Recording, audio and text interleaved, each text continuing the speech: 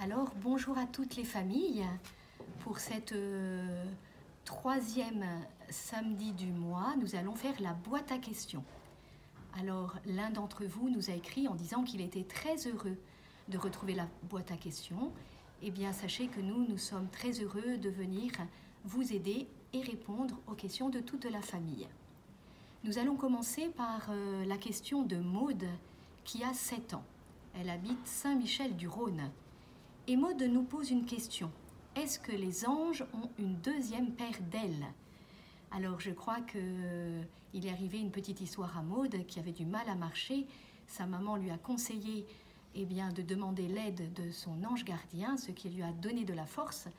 Mais après Maude, je crois que tu t'es inquiétée de savoir si l'ange, lui, avait encore des ailes. Alors pour répondre à ta question, Maude, il faut surtout rappeler ce qu'est un ange. Un ange, c'est un pur esprit. C'est-à-dire que finalement, pur esprit, c'est-à-dire qu'il n'a pas de corps. Il n'a pas du coup de jambes, ni de bras, et même pas d'ailes. Alors pourquoi dans les églises ou sur les dessins, on les fait toujours avec des ailes? Sans doute, cela nous aide à distinguer l'homme de l'ange, car si toutes les statues se ressemblaient, on ne pourrait pas dire que c'est un ange. Et l'ange, avec des ailes, nous fait penser qu'il est une créature du ciel. Et les ailes, ça sert à voler, et on dit qu'un ange, il obéit à la volonté de Dieu, et il va très vite faire ce que le Seigneur lui demande. Alors, comme l'ange est un pur esprit, du coup, nous voulions te dire, ne te fais pas de soucis. Quand on dit qu'il t'a prêté ses ailes, en fait, il t'a prêté sa force. Il t'a prêté son énergie. Il t'a prêté aussi son aide. Et c'est le rôle de l'ange gardien. Mais lui, cela ne l'a pas empêché de continuer sa mission d'ange. Parce que quand on fait un prêt spirituel, par exemple, on donne son affection, on donne son temps, ce n'est pas comme quand on fait un prêt matériel, la chose que l'on prête ou qu'on donne, on ne l'a plus. Alors que quand on fait un prêt spirituel, si on donne de l'amour, on en reçoit plus encore. Donc ton ange gardien, n'hésite pas à lui demander beaucoup, et c'est d'ailleurs le défi de ce mois. Nous passons à une nouvelle question, c'est celle de Mathias. Alors Mathias nous écrit de Marseille. Et Mathias, il donne une question très importante qui va intéresser les petits et les très grands, car c'est une question fondamentale. Il demande, que se passe-t-il après la mort pour les méchants et pour les gentils? Et Mathias, tu nous parles du jugement particulier et du jugement dernier. Alors pour répondre à ta question qui est en même temps très compliquée, on peut lire l'Évangile. Et on voit que dans l'Évangile, il est clair qu'après la mort, tout n'est pas fini. C'est pourquoi Sainte Thérèse de l'Enfant Jésus disait « Je ne meurs pas, j'entre dans la vie ». Mais dans l'Évangile, on explique aussi que la destinée de chaque personne est différente après la mort. Comme tu le dis, les bons, les gentils et les méchants, ne vont pas dans la même destination. Alors, lors de la mort, il faut peut-être aussi rappeler que la mort, c'est la séparation du corps et de l'âme. Le corps, lui, n'a plus de vie et on l'enterre. Et notre âme, elle va à la rencontre de son Seigneur. C'est ce qu'on appelle le jugement particulier. Et lors de cette rencontre, elle va recevoir sa rétribution éternelle. En quelque sorte, on pourrait dire, elle va s'orienter dans une des deux grandes possibilités. Soit pour une âme qui a fait gravement le mal et qui a refusé de se convertir, à ces âmes-là, Jésus parle du feu qui ne s'éteint pas. Il dit aussi allez loin de moi, maudit, dans le feu éternel. Ce sont des paroles très sévères de Jésus, mais pour des personnes qui ont refusé de changer leur cœur. Et cela nous aide à comprendre, quand Jésus dit « allez loin de moi », que c'est cela l'enfer. C'est être loin de Dieu, être coupé de Dieu pour toujours. Alors on peut ajouter pour les plus grands de la famille que le catéchisme de l'Église catholique parle de l'auto-exclusion définitive. Alors vous savez qu'en classe, si on est exclu, ça veut dire qu'on nous dit « sors de la classe ». Auto-exclusion, ça veut dire que ce n'est pas Dieu qui nous envoie en enfer. En fait, c'est nous-mêmes qui récoltons ce que nous avons semé durant toute notre vie. Mais le dernier mot est aussi important. Auto-exclusion définitive. Ça veut dire que cette destinée de l'enfer, elle est pour toujours. Après, c'est trop tard. C'est sur la terre qu'il faut changer son cœur. Cela montre que notre vie est quelque chose de très sérieux. Mais heureusement, Jésus nous parle beaucoup plus du deuxième destination qui est celle d'être avec Dieu. Alors, le but ultime pour être avec Dieu, c'est d'être en communion avec lui. Et la communion bienheureuse avec Dieu, c'est cela le ciel. L'Écriture nous en parle beaucoup, avec des images. Elle nous parle de noces, de festins de noces, de lumière, de vie, d'endroits où il n'y a plus ni pleurs ni larmes, d'un bonheur éternel là aussi. Mais la vie des saints, tous les saints dont vous lisez la vie, nous disent aussi que souvent, lors de notre mort, nous ne sommes pas prêts encore à cette communion avec Dieu.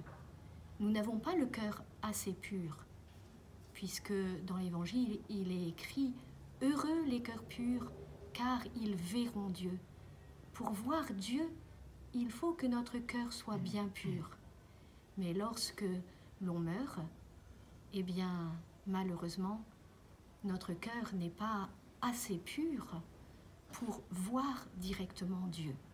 On peut donner l'image un petit peu d'une mariée. C'est une image qui peut nous aider à comprendre. Une mariée qui va vers ses noces, rencontrer son époux. Et imaginez que juste au moment d'entrer dans l'église, une voiture passe, il y avait de la boue dans la rue, parce qu'il avait plu, et elle est complètement éclaboussée, et sa robe blanche est tachetée de plein de boue de la tête jusqu'aux pieds. Imaginez cette jeune future mariée, est-ce qu'elle va rentrer comme cela dans l'église?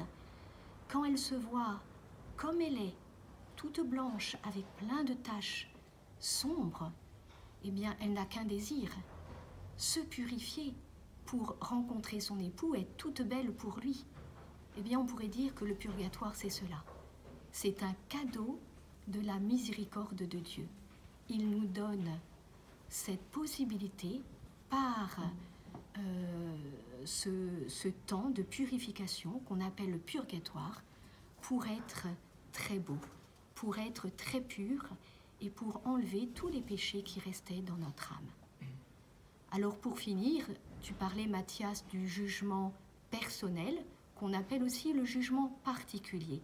On l'a déjà dit, c'est ce moment personnel où, après notre mort, on rencontre notre Seigneur. Tu parlais également du jugement général, qu'on appelle aussi le jugement dernier. C'est celui qui arrivera au dernier jour, lors du retour du Seigneur. Saint Jean en parle, il dit « Lors du retour du Christ, ceux qui auront fait le bien sortiront pour une résurrection qui mène à la vie. » Alors, dans son retour de gloire, le Christ nous donnera tout l'éclat de sa lumière et tout apparaîtra au grand jour. C'est-à-dire que lors du jugement général, tout sera connu. Tout ce que nous avons fait de beau et aussi de moins beau. Non pas pour nous humilier, mais au contraire, pour montrer combien Dieu, tout au long de notre vie a essayé de nous aider pour venir vers lui et qu'il a aidé chacun pour se convertir et que si certains ne se sont pas convertis, c'est que eux ont fermé leur cœur à la miséricorde de Dieu. Alors nous concluons en pensant que, en parlant tout ça, peut-être certains vont avoir peur en disant « mais pourquoi parler du jugement? Si Dieu est amour, il ne va pas nous juger. » Eh bien, c'est peut-être que ces personnes se trompent, parce que Dieu est amour. Mais dans l'amour, il y a la justice et la grâce.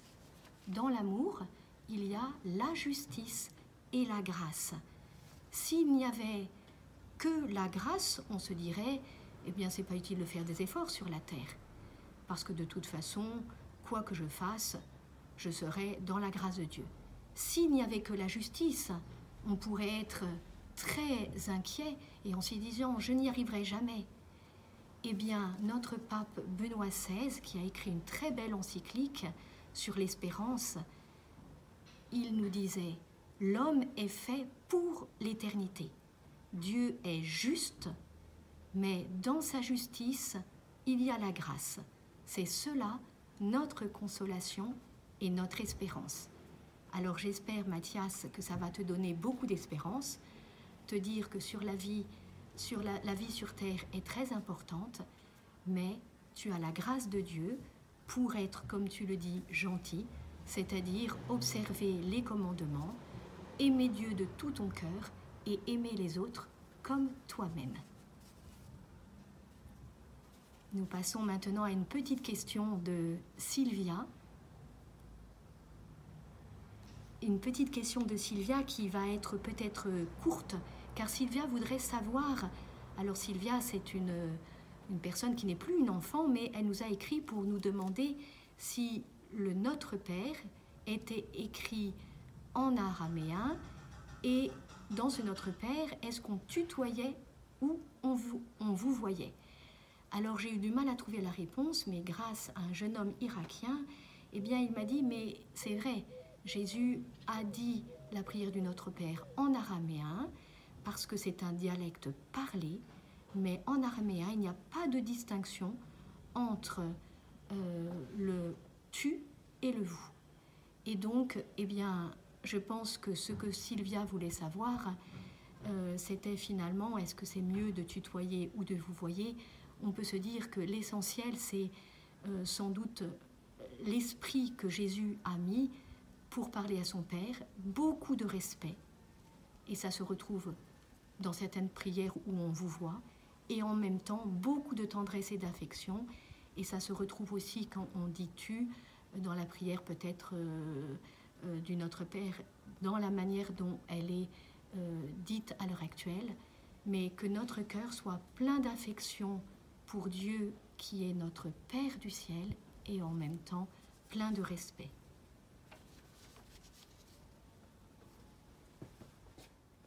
Alors je conclus avec une question d'Anne, qui a 7 ans, qui habite à Lourdes, et qui nous dit pourquoi Dieu a choisi la France comme fille aînée de l'Église.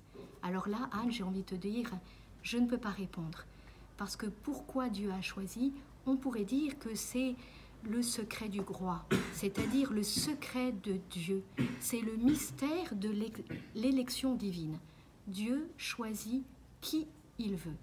Mais face au choix de Dieu, on en voit beaucoup de choix de Dieu dans toute l'histoire du salut, eh bien il y a aussi le mystère de notre réponse. Alors, je ne sais pas pourquoi Dieu a choisi la France, mais puisqu'il l'a appelée, eh bien la France est appelée à répondre à cette mission unique que Dieu lui a donnée. En ce moment, on peut être très triste de voir que la fille aînée de l'Église, fille aînée, ça veut dire celle qui entraîne ses frères et sœurs sur le bon chemin, que la fille aînée de l'Église ne fait pas sa mission. Elle a voté cet été des lois très graves qui vont contre la loi de Dieu. Et on peut demander pardon pour cela.